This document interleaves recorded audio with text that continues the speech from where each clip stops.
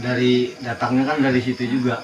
Nah, segala kemauan, keinginan kan datangnya dari zatnya juga kan. Ya. Dari istilahnya dari diri yang batin lah. Ya. Dikeluarkan secara jahil. Jadi itu gimana itu Guru? Jadi begini. Supaya artinya lepas lah. Jadi begini. Di Al-Qur'an jelas perintah Allah untuk kita harus berdoa. Nggih? Berdoalah maka akan aku itu benar. Kita harus berdoa ketika kita masih merasa ada dualisme. Kita masih merasa ada Allah, ada hamba. Berarti ada jarak. Betul? Ada hamba, ada jarak dengan Tuhannya. Maka diharuskan untuk berdoa, karena sarana doa itu menyampaikan keinginan kita kepada Tuhan pemilik kita, supaya keinginan kita ini setelah disampaikan harapannya dikabul. Itu betul secara syariat, gitu. Tapi Al-Quran ini harus dikaji, didalami, dikupas lebih dalam lah. Setelah itu tadi ada kata-kata Tuhan itu lebih dekat daripada urat.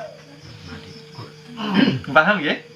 Ini dua firman Tuhan, yang satu ada jarak, yang satu tidak ada jarak, lebih dekat dari urat.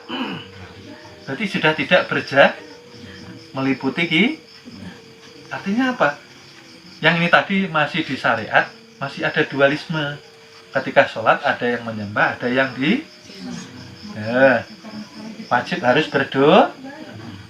Semakin dalam pemahaman, semakin dalam kesadaran semakin bangkit, kesadaran semakin hidup, bahwa dia mengetahui hakikatnya, bahwa tiadalah aku, kata kita manusia, nyatanya yang ada hanya Allah Kalau dualisme sudah hilang, yang ada hanya Allah, kira-kira perlu doa atau enggak? Yang berdoa siapa?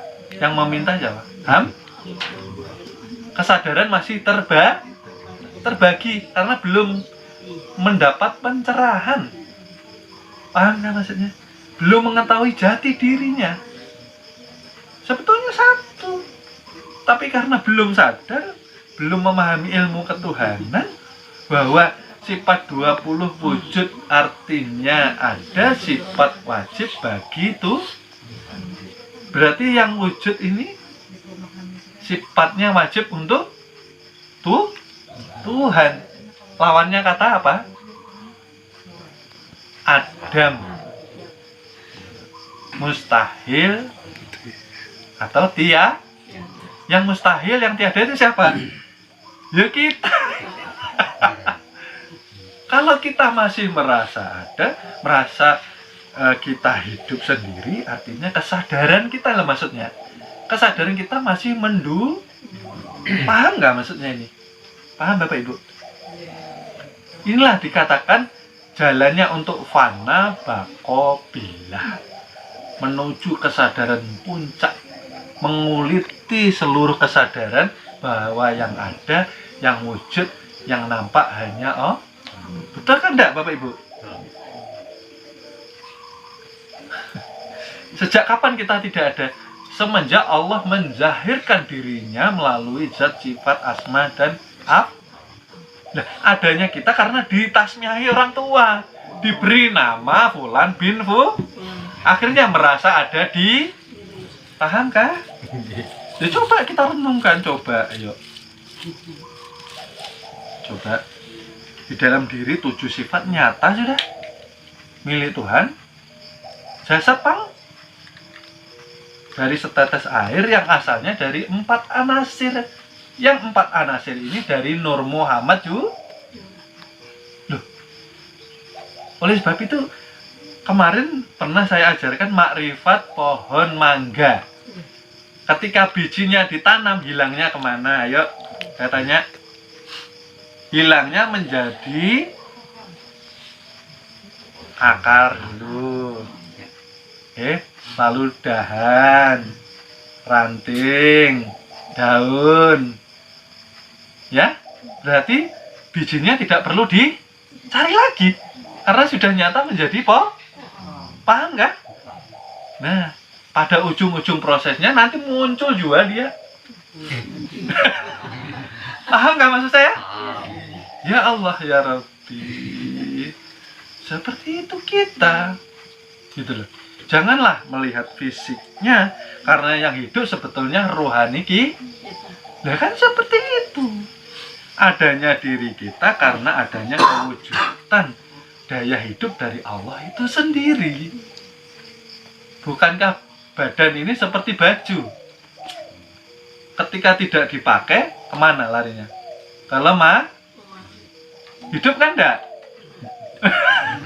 Dilipat, nggak bisa bergerak. Ini bisa Bapak Ibu? Bisa kemana-mana? Paham nggak maksud saya? Nah, mungkin paham? Nah, disitulah munculnya doa dan hilangnya doa. Karena ketika kesadaran kita sudah pada puncak pencerahan itu artinya puncak daripada kesadaran. Oh iya ya, loh kan saya nggak ada. Loh, kalau nyata sampean ada, coba Pang nanti Israel datang loh suruh pulang.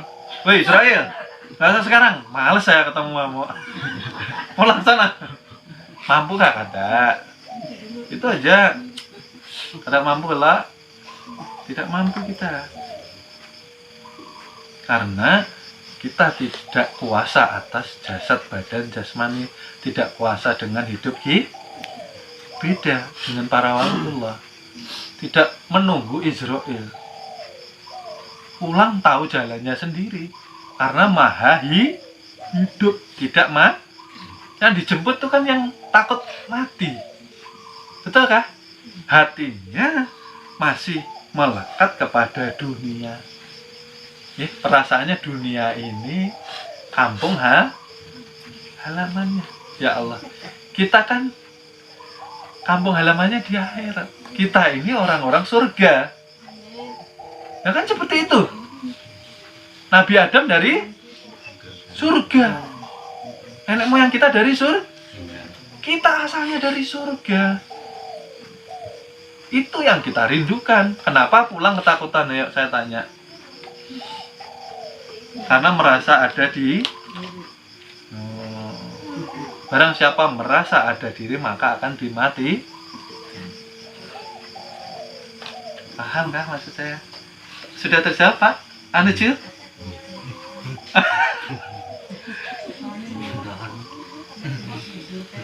Karena berdoa itu kelamaan. Sebelum doa pernah nggak Bapak Ibu? Saya contoh. Ketika kita tidak punya uang sama sekali, mohon maaf, kita tidak punya uang sama sekali, kita nggak punya makanan sama sekali. Dalam hati ya, belum berdoa. Saya pengen ya, mudah-mudahan. Belum terucap. Dalam hati, ada orang mau. Belum terucap. Berarti masih nih. Berarti Tuhan sudah menolong. Nggak lama ada yang menolong nggak? Tahu-tahu ada orang antara, tahu-tahu ada orang ngasih. Tanpa sebab. Pernah ngalamin nggak? Seperti itu maksudnya. Umpamanya kita lagi diam nggak punya, saya kok pengen makan ini. Tahu-tahu tetangga tarik. Pernah seperti itu.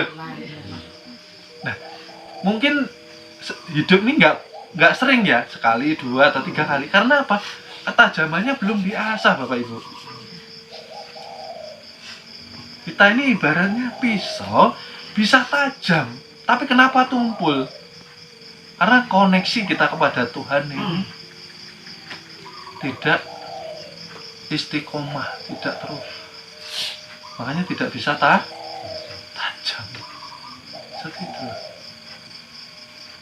Karena masih ada dualisme. Merasa ada Tuhan, ada berarti merasa ada dong. Paham kan maksud saya? Kita ini kan la haula wala quwata, makanya tidak boleh sombong. Saya bilang, saya aja nggak berani mengaku guru, fakir bodoh, aku ngaku guru. Diketawakan Tuhan. Paham ya? Cih, maksudnya. Jadi ketika kita berserah diri totalitas, makanya saya katakan jalannya zikir, zikir jangan dilepas. Belajar ilmu tasawuf tapi malah zikir, nah ini yang bahaya. Tong kosong akhirnya nyaring bu. Bisa debat ilmunya tinggi tapi nggak ada efeknya, nggak ada kenyataannya. Ada masalah ketakutan, ada masalah galau, susah, hati itu nggak pernah tenang karena zikirnya nggak jalan. Kan malam banyak waktu kita ini sudah setengah abad, coba kita belajar mengurang-urang tidur. Kan kita sudah sudah puas tidur dari gede sampai setengah abad ini ibaratnya. Masa mau nuruti mata aja tidur kan ya. Makin tua kurangi tidur. Terus yang diperbanyak apa? Zikirnya. Nggak usah kencang-kencang malam di rumah tuh. La ilaha illallah. La ilaha illallah. Sekira didengar sendiri. Karena kalau nggak dizaharkan nanti ngantuk. Ya, kalau hati ini agak dimiringkan sedikit. Nah, ke susu sebelah kiri. Tak tak tak. Nah, kan jantung seperti itu. Diikuti Allah, Allah, Allah, Allah, Allah. Maksudnya supaya sadar gitu loh. Maksudnya itu zikir tuh supaya sadar yang ada, yang nyata, yang hidup, yang berkuasa. Dia bukan itu jalan panah dan itu harus istiqomah. Lah malam istirahat nyari HP, mana HP? Ya Allah, ya Rabbi. Kalau enggak nyari remote, TV. Artinya kita menyanyiakan waktu yang Tuhan berikan kepada kita untuk jalan selamat kita.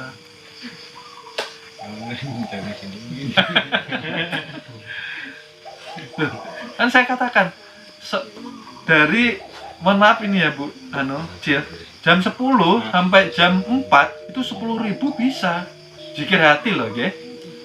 Zikir hati. Mampu loh. Tapi kenapa enggak mampu? Karena tekadnya hati. Kalau mungkin zahar, lelah mungkin. Kalau ini tak tak tak tak tak tak tak. Allah Allah Allah Allah Allah Allah. Masa enggak mampu? Mampu. Oke. Disitulah dikatakan bagaimana caranya kita mahabbah kepada Tuhan. Kayak orang pacaran tuh nah, Bu. Pacaran tuh kayak apa? Kalau sering terlihat, maka akan sering diucapkan. Sering lihat nih cewek cantik, namanya siapalah. Sering lewat, sering terlihat, maka lama-lama sering disebut namanya. Kalau sering disebut namanya dengan khidmat, ketika pacaran tuh nah, pacarnya aja yang disebut.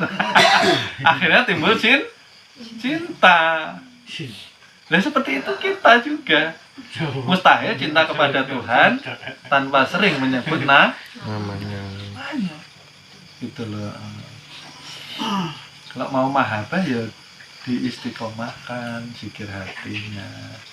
Sambil masak, sambil nyeprot, sambil nyangkul, sambil cari air, sambil naik motor bisa. Oke, ada lagi, monggo. Mohon maaf, akan kami lanjut ke episode berikutnya. Terima kasih.